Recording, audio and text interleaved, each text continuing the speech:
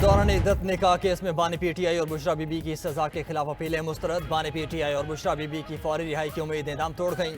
District session जज अफजल मजूका ने फैसला सुना दिया।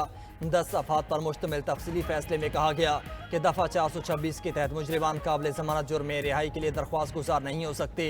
कानून के तहत खातून मुजरिम भी जमानत की दावेदार नहीं हो सकती।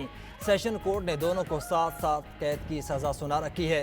सजा के खिलाफ मरकजी अपीलों पर समाअत 2 जुलाई को होगी। पीटीआई का सेशन कोर्ट के फैसले को हाई कोर्ट में चैलेंज करने का ऐलान। उमर अयूब बोले कि हमारी तहरीक मजीद तेज होगी। जब तक बानी पीटीआई और दीगर रहनुमा रिहा नहीं होंगे कोई बात नहीं होगी।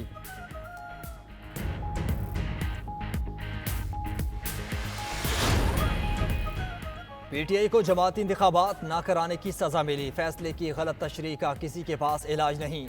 निशान से कंफ्यूज ना करें। हम तहरीक इंसाफ के उम्मीदवार क्यों ना तस्वर करें। पीटीआई का उम्मीदवार क्यों कोई और जमात ज्वाइन करे। मखसूस नशिस्तों से मुताल्लिक़ केस में चीफ जस्टिस काजी फायज ईसा के रिमार्क्स। जस्टिस जमाल मंदोखेल ने कहा कि इलेक्शन कमीशन ने इन्हें कैसे आज़ाद डिक्लेयर कर दिया। जस्टिस मुनीब अख्तर ने कहा कि सुप्रीम कोर्ट ने नहीं कहा कि पीटीआई को इंतखाबात से बाहर कर दें।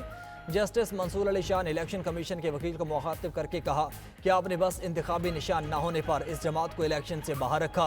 जस्टिस अतर मिनल्ला ने कहा कि इलेक्शन कमीशन ने सुप्रीम कोर्ट के फैसले की गलत तशरीह करके मेजर पार्टी को इलेक्शन से बाहर कर दिया। वकील ने जवाब दिया, अभी सिर्फ ऑब्जर्वेशन है, अभी इस मुताल्लिक कोई फैसला नहीं आया।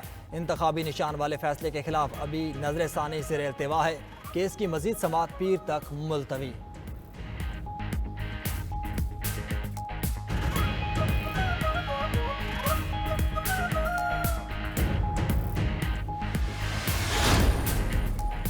हुकूमत का अमरीकी करारदाद के जवाब में करारदाद लाने का ऐलान। वज़ीर ख़ारजा इसहाक डार ने कहा कि किसी मुल्क को पाकिस्तान के अंदरूनी मामलात में मुदाखलत का इख्तियार नहीं। दफ्तर ख़ारजा ने अमरीकी करारदाद पर फौरी जवाब दिया। करारदाद का मुसवदा भी तैयार है, सबसे शेयर करेंगे। उम्मीद है अपोजिशन भी इस मौके पर कौमी इशू पर यकजहती दिखाएगी। मजीद बोले, पाकिस्तान की आलमी तन्हाई का तासुर बिल्कुल गलत है। UN में 182 ममालिक हैं, हमें मुंतखब कर चुके हैं। गज़ा में इसराइली जारियत के खिलाफ जितनी आवाज़ हमने उठाई किसी और मुल्क ने उतनी जुर्रत नहीं की। वज़ीर ख़ारजा ने अफ़गानिस्तान से बात ना करने का इल्ज़ाम भी मुस्तरद किया। कहा, हम चाहते हैं अफ़गानिस्तान मजबूत हो, वहाँ अमन हो। PDM हुकूमत में काबुल के दौरे भी किए। इसहाक डार ने ओवरसीज़ पाकिस्तानीज़ के वोट के लिए अपोजिशन को मिलकर आइनी तरमीम लाने की दावत दे दी।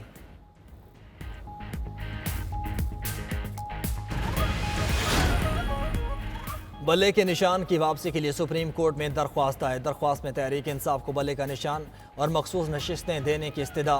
दरख्वास्त में चीफ जस्टिस और इलेक्शन कमीशन को फरीक बनाया गया। मौक़िफ़ अपनाया गया कि तहरीक इंसाफ के जीतने वाले अरकान को वापस तहरीक इंसाफ में जाने की इजाज़त दी जाए।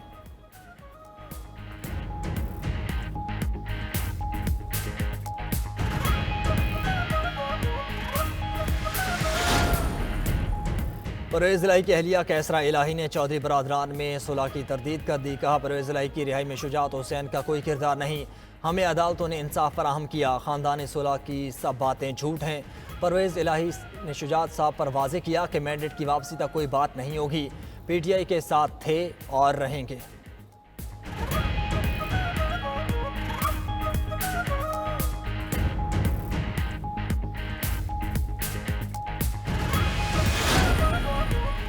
IMF ने आइंदा बजट की मुतअद्दिद शिकों पर एतराज़ कर दिया। बरामदात से कमाए गए ज़र मुबादला पर इनकम टैक्स की तब्दीली की भी मुखालफत। एक्सपोर्ट ज़र मुबादला पर 1% टैक्स की रजीम जारी रखने का मुतालबा। IMF सीमेंट पर 2 या 3 रुपये फ़ी किलो टैक्स बढ़ाने की भी मुखालफत कर चुका। ज़राए के मुताबिक तनख्वाहदार तबके पर टैक्स की शरह बढ़ाने और फाटा में सनअती यूनिट्स पर 6% सेल्स टैक्स लगाने की भी IMF ने मुखालफत की थी। इनकम टैक्स वसूली का असूल हर शुबे में रखने पर जोर दिया।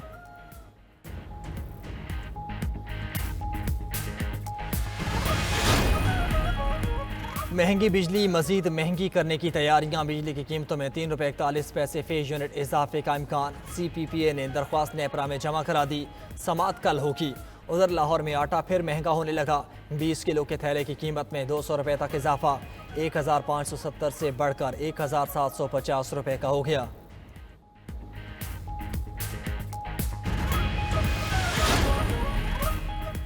चीन का दाजू वाक़े की तहकीकात और पेशरफ्त पर इत्मीनान का इज़हार। न्यूयॉर्क में वज़ीर दाखिला मोहसिन नकवी की पीपल्स रिपब्लिक ऑफ चाइना के हम मनसब से मुलाकात, बाहमी ताल्लुकात और सिक्योरिटी अमूर पर तबादला ख्याल।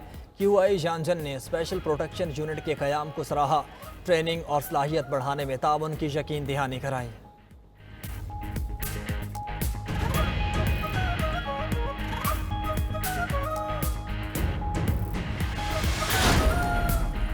Opposition leader Sindh assembly Ali Khursheed ने पीपल्स पार्टी को उनका मंशूर याद दिला दिया। ऐवान में बिलावल भुट्टो की तस्वीर वाला मंशूर लहराते रहे। बोले हुकूमत बजट बनाते वक्त इसे भूल गई। सिंध हुकूमत अगर विफाक पर तनकीद करती रहेगी तो नुकसान सिंध के अवाम का ही होगा।